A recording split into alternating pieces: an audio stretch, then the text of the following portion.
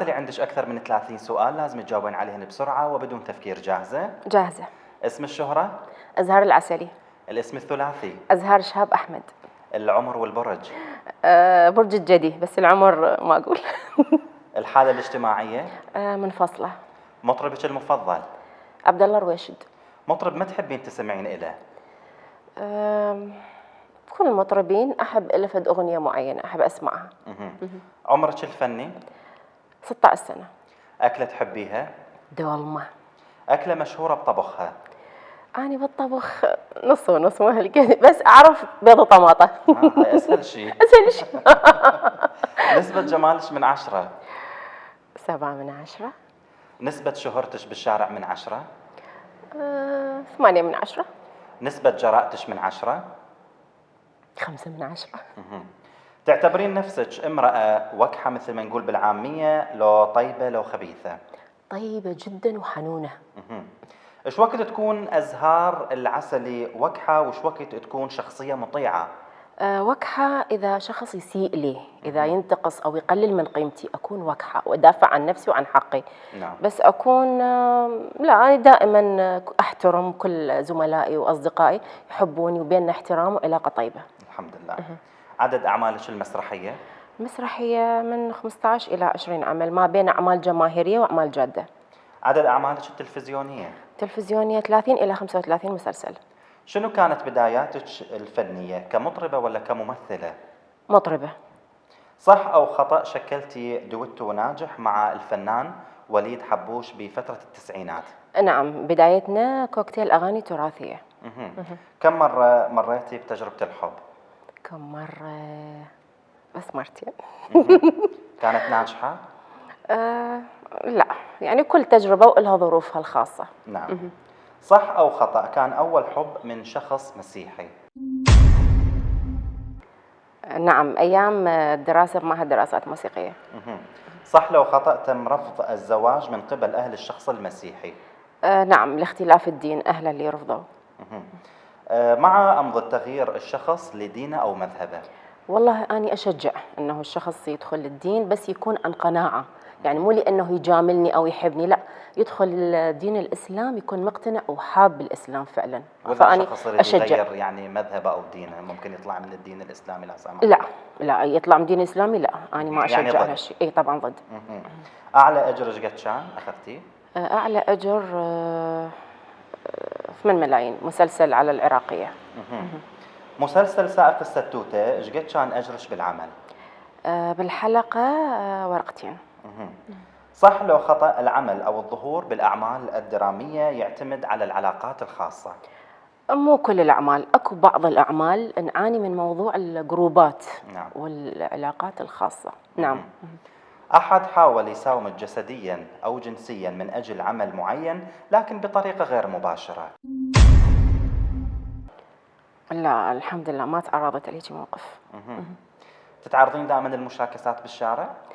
يعني اكو مشاكسات حلوه، اكو اليوم طبعا وانا دا امشي بالكراده. نعم. فواحد قال لي معقوله القمر دا يمشي على القاع؟ طبعا قمر. شكرا. البعض يعتبرك ممثلة إغراء، شنو تعليقك؟ أنا ممثلة إغراء؟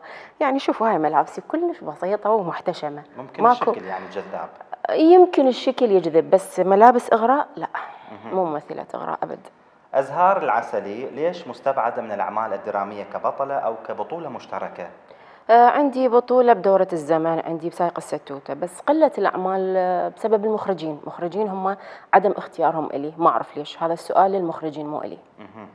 رغم إمكانيتش بالأداء لكن لحد الآن ما ماخذ الفرصة الكاملة، صح ولا خطأ؟ صح، لحد الآن أنتظر الفرصة المناسبة إلي كمطربة وممثلة. كم عملية تجميل مسوية أزهار العسلي؟ مو عملية تجميل، أنا وصلت لمرحلة من السمن فبدأ يأثر على صحتي. الدكتور نصحني إنه أسوي عملية قص معدة. فمن سويت قص معدة صارت بعدها يعني ترهلات، ما أعرف هاي تفاصيل، فسويت شفط وشد، يعني بس هذا اللي سويته. بس شكلي الحمد لله نفس عيوني ونفس خشمي وما غيرت أي شيء. نعم. بعض الناس يعتبر ملابسك جريئة خاصة بالأعمال المسرحية التجارية. لا، هي حسب الشخصية، يعني عندي شخصية مثلا ريفية فتلبس دشداشة عباية فوطة، لكن إذا شخصية مثلا صاحبة قاعة أو مطربة فأكيد الشخصية تفرض عليك بعض الملابس المعينة. مهم. يمكن هذا يشوفوني بهالملابس يعتبروني جريئة شوية. نعم. مهم. لو تغير الحكم بالعراق مهم. وتم إجبار النساء على الحجاب، ممكن تتحجبين إجباري؟ أنا أول وحدة أتحجب بس مو إجباري، بقناعتي وبرضاتي. مهم. أكثر عمل ندمانة عليه قدمتيه؟ بصراحة ما عندي، كل عمل أقدمه حتى لو شخصية بسيطة وصغيرة بس ضافت لي، مهم. ضافت لي كأداء كشخصية، علمتني إمكانية التمثيل أكثر، فما عندي أي عمل متندمة عليه. نعم.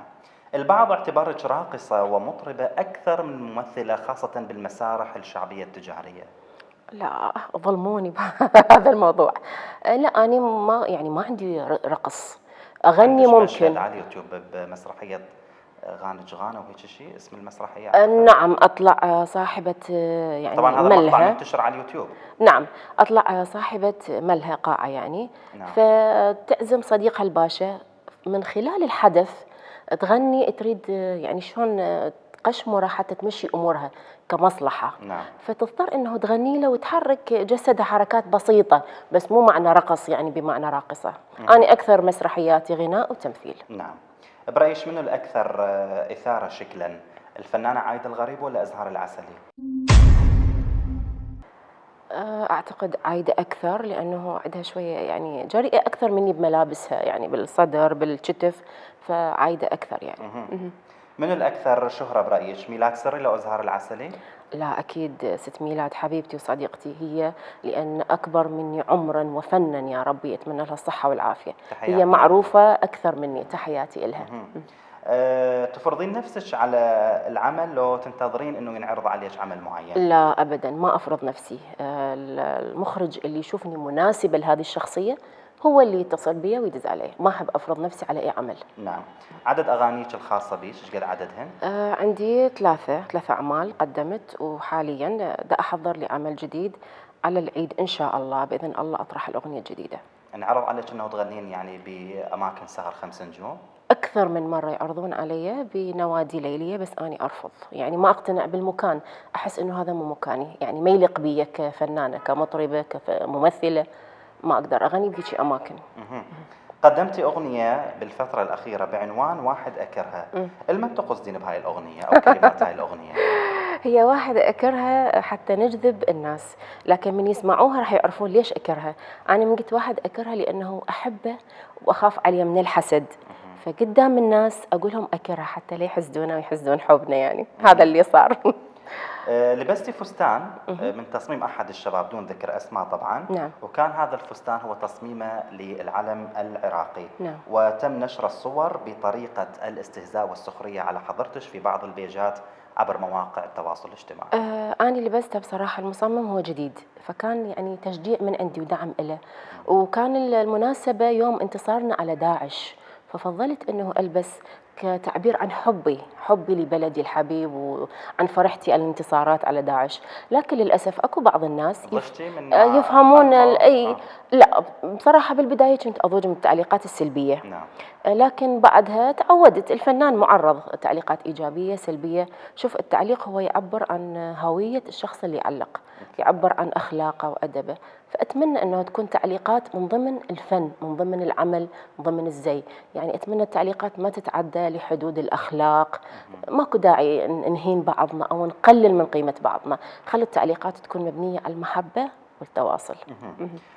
كم مرة تزوجتي بالسر؟ بالسر؟ لا، شوف هو أساس الزواج هو الإشهار، فإذا يكون بالسر فهذا يعني ما معترف به، يعني مبني على غلط، وأي شيء مبني على غلط ما يستمر. فأني مرة واحدة تزوجت وانفصلت أحد زواج. عرض عليك أنه ممكن تتزوجون بالسر؟ نعم، عرض علي أكثر من مرة بصراحة، بس أني أرفض الموضوع. شنو سبب السر بالموضوع؟ يعني كون أنت فنانة ولا عندهم أسباب خاصة مثلا بهم؟ يكون متزوج يخاف على مشاعر زوجته، أو يكون مثلا أهله. للأسف إحنا مجتمعنا الرجل الشرقي مهما يكون مثقف ومتفتح، لكن من تيجي الموضوع أنه زوجته تكون فنانة ما يتقبلها، إضافة إلى أنه الأهل يأثرون، فللأسف هذا الموضوع لحد الآن إحنا نعاني من عنده. أزهار العسلي، شنو رأيك ببرنامج قناص مع جاسم؟ برنامج جميل يطرح أسئلة جميلة ومتنوعة بطريقة حرفية، بطريقة بها احترام وود ومحبة وما بها أي خدش للحياة. شكرا لك. أكيد إذا ممكن نختم البرنامج بمقطع من أحد أغانيك يكون مختصر لمشاهدينا. أوكي، أغنية واحد أكرها. يلا. ودعت أمي وربي شاهد أني ما أكره لي واحد، أني بس واحد أكرها ولا أكرها بقلبي قاعد، حتى لا ننحسد من ناس ونظرها، قلت أكرهك وأنا أموتا بالله أكرها، أني وأنت صرنا واحد، ودعت أمي وربي شاهد. الله الله. شكرا. نتمنى لك التوفيق أزهار العسلي، نورتينا وشكرا لحضورك. أشكرك عيوني، أتمنى لكم النجاح والتألق الدائم برنامجكم الرائع. شكرا. هلا.